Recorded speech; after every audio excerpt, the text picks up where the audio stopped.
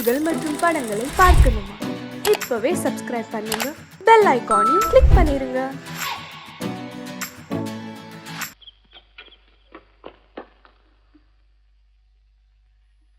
திருப்பதி, இன்னைக்கு express crossing. முதல்ல goods லூப்ல வாங்கிக்க. மெயின் லைன்ல எக்ஸ்பிரஸ் ரன் த்ரூ விட்டுட்டு அப்புறம் குட்ஸ் விடு.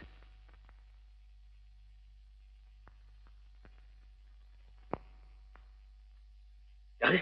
அண்ணம்மா. இப்படி விளையாடிச்சீங்க?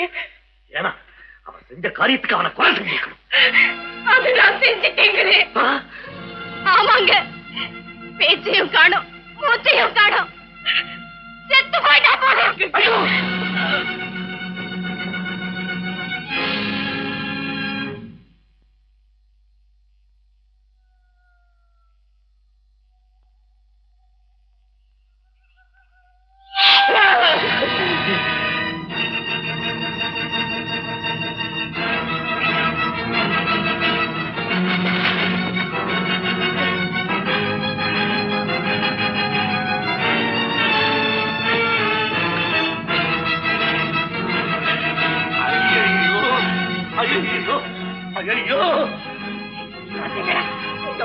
உங்களை எங்க கொண்டு போய் விட்டேன்?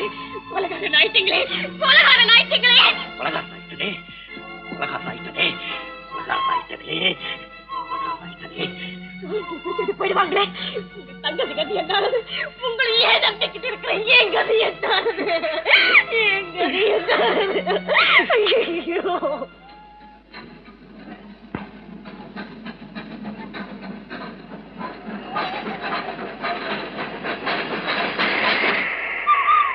எழுந்துருங்க.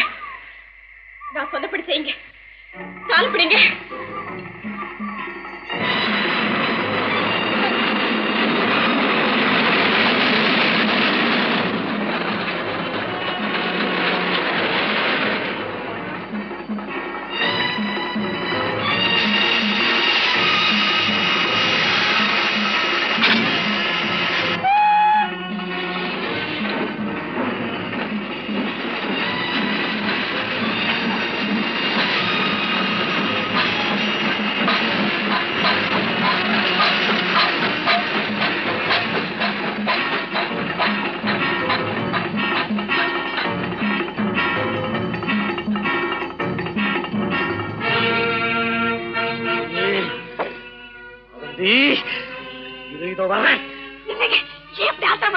உங்க முன்கோபத்தால ஒரு கொலை பண்ணது போதாது, இன்னொரு கொலைமா பண்ண போறீங்க.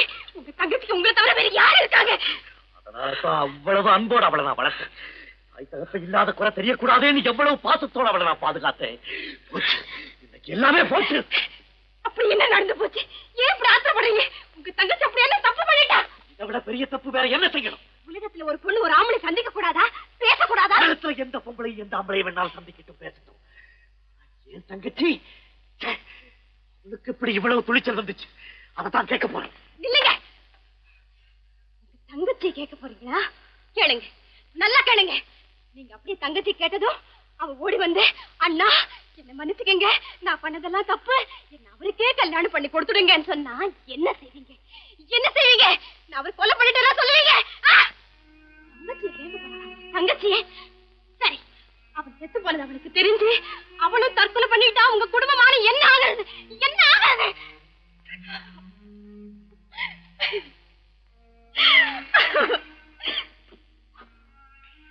என்ன குழப்பாதே, என்னோ குழப்பாதே. குழப்பம் வரக்கூடாதுங்கிறதுக்காகத்தான் நான் இப்படி சொல்றேன். இதை கொஞ்சம் பொறுமையா கேளுங்க. இந்த கொலையை பத்தி எனக்கும் உங்களுக்கு மட்டும்தான் தெரியும், வேற யாருக்கும் தெரியாது. இந்த உண்மையை அப்படியே மூடி மறைக்கணும். பைத்தியக்காரி, பல நாள் வாழ்ந்து வர்ற உண்மையே சில நாள் வாழப்போற நம்மால மூடி மறைக்க முடியுமா? முடியும், அது உங்க கையில தான் இருக்கு. பாருங்க, உங்க தங்கச்சி வாழணும்னு நீங்க ஆசைப்பட்டீங்கன்னா இத பத்தி அவகிட்ட ஒரு வார்த்தை நீங்க பேசக்கூடாது. பேசாம வாங்க. நேரம் ஆச்சுங்க. எங்க அண்ணா என்ன இங்க பார்த்தாருன்னா என்ன கொன்னுடுவாரு. எங்க அண்ணா ரொம்ப நல்லவருங்க. என் மேல உயிரையே வச்சிருக்காரு. காலையில வந்து எங்க அண்ணாவை சந்திச்சு பேசினீங்கன்னா நம்ம கல்யாணத்துக்கு உடனே ஒத்துக்குவாரு. நான் வரேங்க. வரட்டுமா?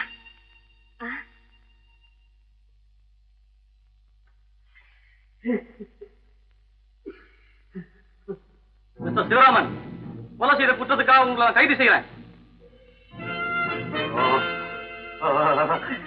இல்ல இல்ல, வேண்டாம் வேண்டாம் வேண்டாம். நான் தெரியாம பண்ணிட்டேன், நான் தெரியாம பண்ணிட்டேன், நான் தெரியாம பண்ணிட்டேன்.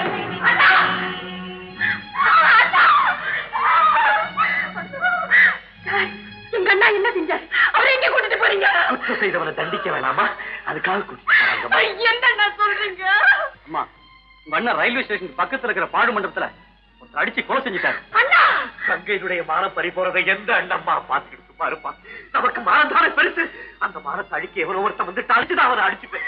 ஆனா அவன் செத்து போவான்னு நான் நினைக்கவே இல்லைம்மா.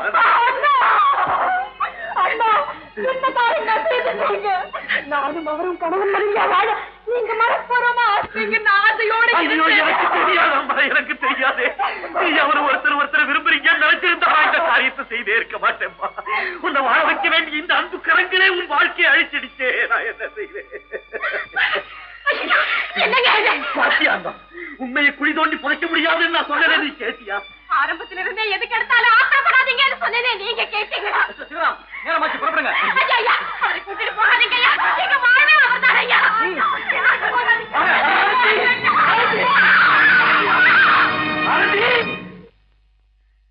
அண்ணா, என்னண்ணா? அண்ணா,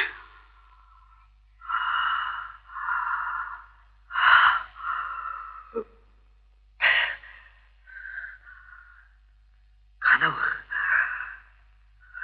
கனவு கனவு.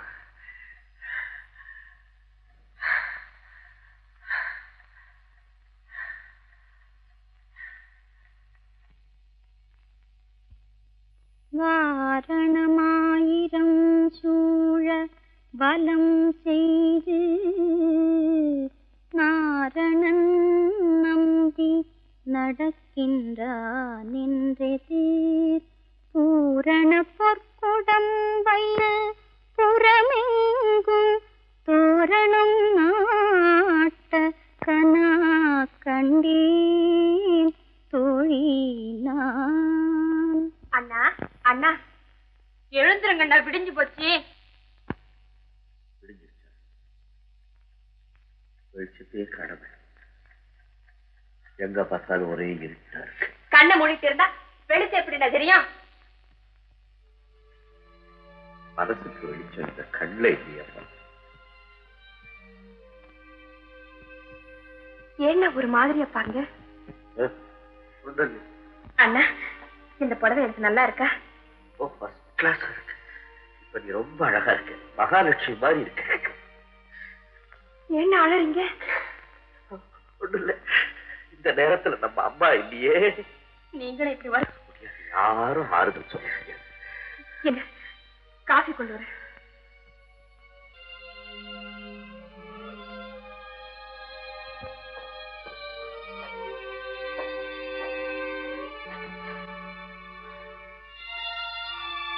அண்ணா, தொப்பியை தலைகீழ மாத்திருக்கீங்களே. சார், இனிமே விளையாட மாட்டேன் சார். எங்களை அடிச்சு கொண்டுடாதீங்க சார், எங்களை அடிச்சு கொண்டுடாதீங்க சார். அடிக்க மாட்டேன், கொல்ல மாட்டேன், அடிச்சு கொல்ல மாட்டேன்.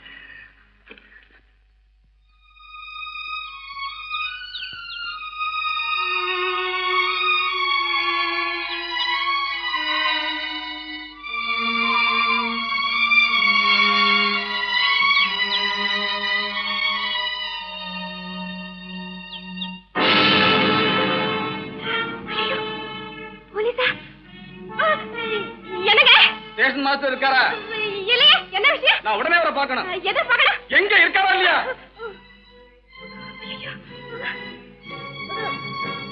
என்னங்க, உங்களை பார்க்க இன்ஸ்பெக்டர் வந்திருக்காருங்க. இன்ஸ்பெக்டரா? என்னங்க?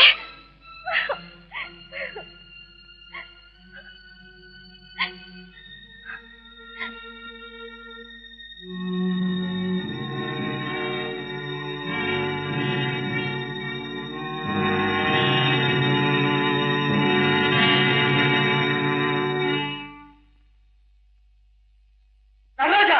ஏய் சிவா!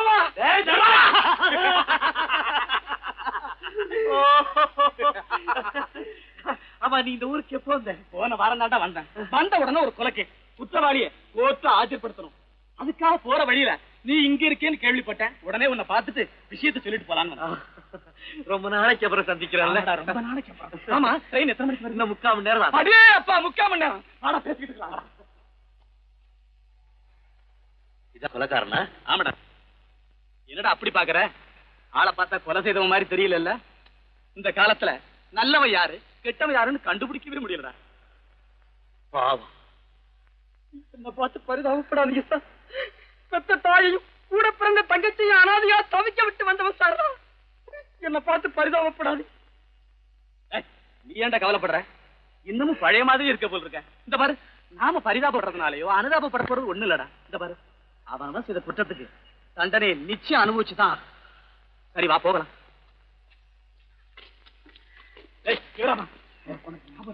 சின்ன பிள்ளையா இருக்கும்போது நம்ம வீட்டுக்கு பின்னாடி இந்த மாதிரி ரயில்வே லைன்ல பேசிக்கிட்டே பள்ளிக்கூடத்துக்கு போங்க.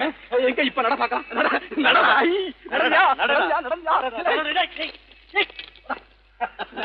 கல்யாணம் பண்ணதுக்கு அப்புறம் என்னால நடக்க முடியாது. ரொம்ப ஒப்பி போயிட்டேன்.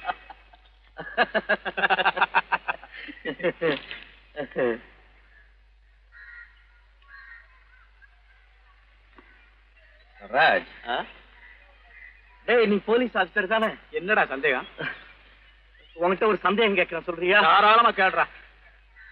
கொலை செய்தவன் போலீஸ் கிட்ட இருந்து தப்பிக்கவே முடியாது இல்ல? போலீஸ் கிட்ட இருந்து கொஞ்ச நாளைக்கு வேணும்னா தப்பிச்சுக்கலாம். ஆனா அவன் மனசாட்சி கிட்ட இருந்து அவன் தப்பவே முடியாதுடா. மனுஷன் பிறக்கும் போதேவா குற்றவாளியா பிறக்கலாம்? சந்தர்ப்பம் சூழ்நிலை அவன் அப்படி ஆக்கி வச்சிடுது. சந்தர்ப்பத்தை சொல்லி வாதாடினா உலகத்துல எந்த மனுஷனுமே குற்றவாளி இல்லை. எல்லா சந்தர்ப்பத்திலையும் நல்ல முறையில நடக்கணுங்கிறதுக்காகத்தான் ஆண்டவன் நமக்கு 6 அறிவை கொடுத்தது. அதே ஆண்டவன் தானே கேவலம் பாச உணர்ச்சிக்கு நம்மள அடிமையாக்கிறான். உணர்ச்சி வசப்பட்டு தவறு செய்கிறவனை தட்டி கேட்கறதுக்காகத்தான் சட்டம் இருக்கு. நாங்க இருக்கு. அப்படின்னா குற்றவாளி நிம்மதியாவே வாழ முடியாது இல்ல? யாரா சொன்னா நிம்மதியா இருக்கலாம்? அவன் செஞ்ச குற்றத்தை ஏத்துக்கிறதா வழி. அவன் செய்த குற்றத்தை ஏத்துக்கிறதா வழி. ஏத்துக்கிறதா வழி. ஆமா, அவன் செய்த குற்றத்தை ஏத்துக்கிறதா வழி. நடராஜ், நான் வந்து உங்க தங்கச்சி கழுத்துல விழுந்துட்டீங்க.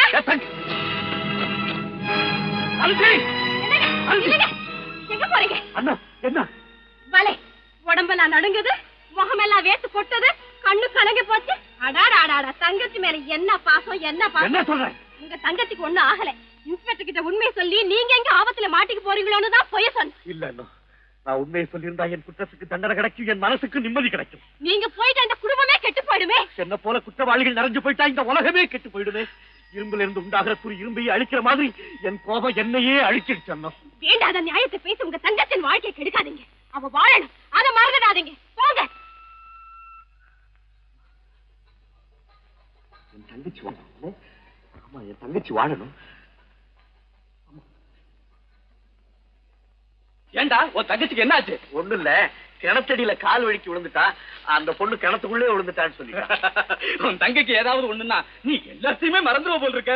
அவளுக்காக தானே நான் இருக்கேன். சரி சொல்லமா, நான் அடிக்கடி உன்னை சந்திக்கிறேன். நான் வரேன்.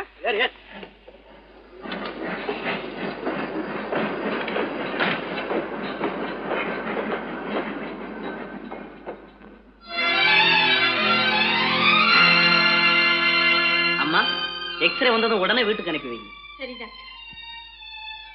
மிஸ்டர் கண்ணன், நல்லா ஞாபகப்படுத்தி பாருங்க, இந்த விபத்து எப்படி ஏற்பட்டது? ஒருவேளை உங்க விரோதிகள் யாராவது? இல்ல இன்ஸ்பெக்டர், எனக்கு விரோதிங்க யாருமே கிடையாது.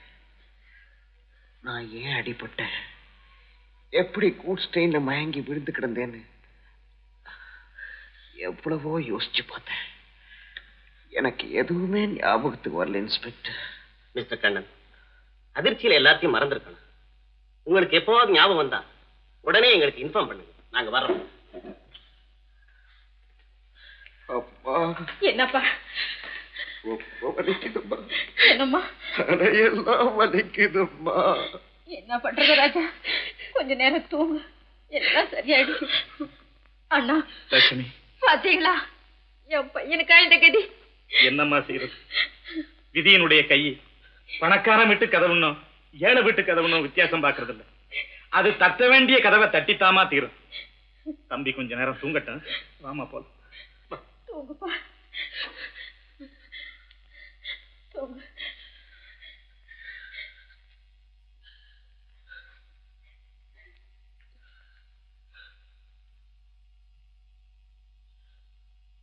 ஆனந்தி, நீ ஒவ்வொரு நிமிஷமும் நான் வருவேன்னு எதிர்பார்த்துக்கிட்டு இருப்பேன். ஆனா நான் உன்னை வந்து பார்க்க முடியாத சூழ்நிலையில தவிச்சுக்கிட்டு இருக்கேம்மா.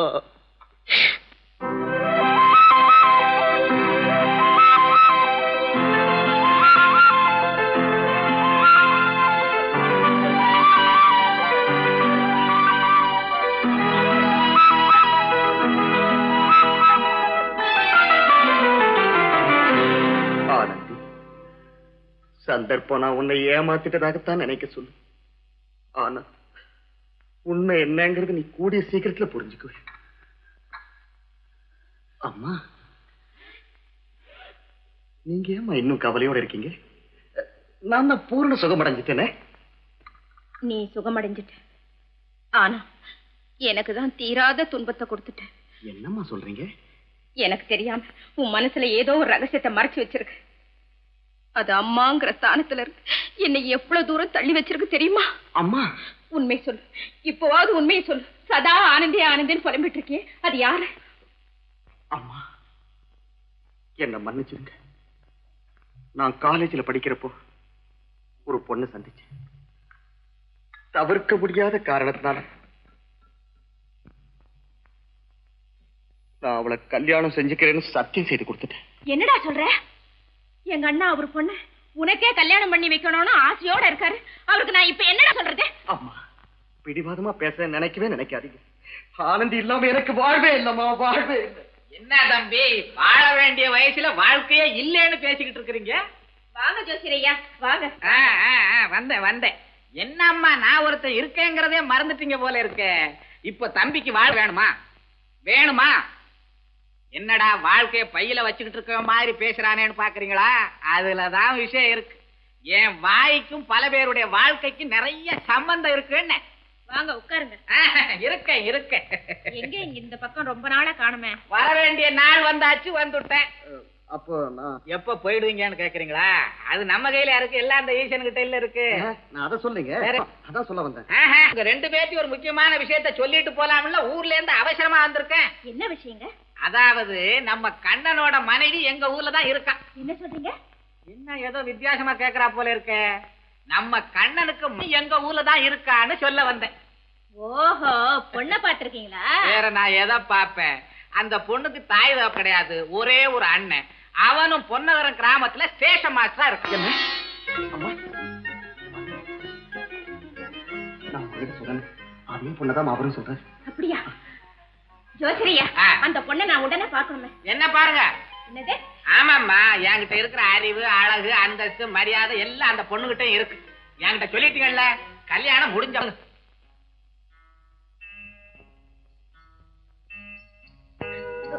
இது என்ன கடைசாத்தி? நான் செய்த குற்றத்துக்காக காலம் என்னை எப்படி எல்லாம் சித்திரவதை பண்ணுது பாத்தியா? நீங்க என்ன சொல்றீங்க? யோசிய சூடாமணி, நான் எதிர்பார்த்ததுக்கு மேலாகவே ஆனந்திக்கு மாப்பிள்ள பார்த்துட்டார். இல்ல பேசி முடிவே பண்ணிட்டார். அப்படியா? மாப்பிள்ளை வீட்டுக்காரங்க காலம் கடந்து வரும்போது நல்லது கூட எவ்வளவு கெட்டதாயிடுச்சு பாத்தியா? ஏன் இப்படி பேசுறீங்க? சந்தோஷப்படுறீங்களே, ஒண்ணும் யோசிக்க வேண்டாம். இந்த கல்யாணத்தை உடனே முடிச்சிடுங்க. என்ன பைத்தியம் மாதிரி பேசுற? இந்த கல்யாணம் எப்படி நடக்கும்? ஏன் நடக்காது? ஒரு பொண்ணு ஒருத்தர் விரும்புறது சகஜம். அதுதான் இல்லன்னு ஆயிடுச்சு. இல்லாதது இருக்குன்னு நினைச்சு ஆனந்தி அணுவணுவா வருத்தப்பட்டு சாகிறத நாம பாத்துக்கிட்டா இருக்கணும். அதை விட அவளுக்கு ஒரு கல்யாணத்தை பண்ணி வைக்கிறது நல்லது இல்லையா? என்ன இப்படி பேசுற? ஆனந்திக்கு ஒரு கல்யாணம் செய்து வைக்கணும். அவ தன் கணவன் கூட ஆனந்தமா வாழ்க்கை நடத்தணும். அதை என் ஆயுசு பூரா பார்த்துக்கிட்டே இருக்கணும்னு நான் நினைக்காத நாளே கிடையாது. அவ சந்தோஷத்துக்காக என் சுகதுக்கத்தை எல்லாம் மறந்து என்னையே நான் வருத்தி வாழ்ந்துகிட்டு இருக்கேன். எந்த ஒரு ஆசைக்காவது என் மனசுல இடம் கொடுத்திருப்பேனா? இல்ல எனக்குன்னு ஒரு வாழ்க்கை இருக்குன்னு நினைச்சாவது பார்த்திருக்கிறேன். நான் உயிர் வாழ்றதையே ஆனந்திக்காகத்தான். ஆனா அவளை எப்படி வாழ வைக்கிறதுன்னு தான் எனக்கு புரிய மாட்டேங்குது. அதுதான் சரியான வழி கிடைச்சிருக்கேன். என்னங்க, இந்த வழியை தவறு விட்டா நமக்கு வேற எந்த வழியுமே கிடையாது. ஆனந்த் கிட்ட விஷயத்தை பக்குவமா எடுத்து சொல்லி அவளை இந்த கல்யாணத்துக்கு சம்மதிக்க வச்சிடுங்க. ஐயோ, இத போய் நான் எப்படி ஆனந்த் கிட்ட சொல்றது? முடியாது. முடியாது. ஓ அண்ணா, நீ இங்கேயா இருக்க? உன்னை உங்க வீட்டுல எல்லாம் தேடிட்டு வரேன். ஆனந்தி, இனிமே நீ வீட்டை விட்டு வெளியே தெருவு போக கூடாது. எல்லாம் காரணமாத்தான். ஏன் பேசாம நிக்கிறீங்க? சொல்லுங்களேன். என்னன்னா, நாளைக்கு உன்னை பொண்ணு பார்க்க வராங்க. அண்ணா அண்ணா, எனக்கு கல்யாணமே வேண்டாம். ஏன் வேண்டாம்? என்ன சின்ன பிள்ளையா? அதாவது நடக்க வேண்டிய காலத்துல நடந்தாலும் ஆகணும். நீங்க நிக்கிறீங்க, போய் வேலை கவனிங்க. அண்ணா அண்ணா, அண்ணாவது கிண்ணாவது இந்த பால் கொண்டுட்டு போய் காப்பி வச்சு அவருக்கு அனுப்பு. பாலை கொட்டிட்டியே, ஜாக்கிரதை இருந்து எப்படி இருக்குமா? ஆமா, ஜாக்கிரதையா இல்லாததனால் தான் தவறி போச்சு.